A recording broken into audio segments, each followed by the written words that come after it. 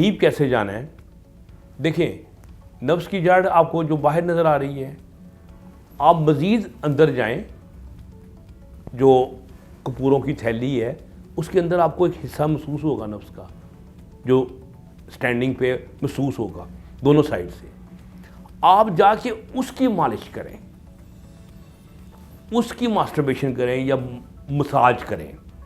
इससे क्या होगा, रूट ऑफ द पीनस का हिस्सा जो क्रूरा थे, जो मैंने आपको बताए हैं, क्रूरा की आप मालिश कर रहे हैं तो क्रूरा की ब्लड सप्लाई बढ़ेगी, वहाँ सर्कुलेशन बढ़ेगी।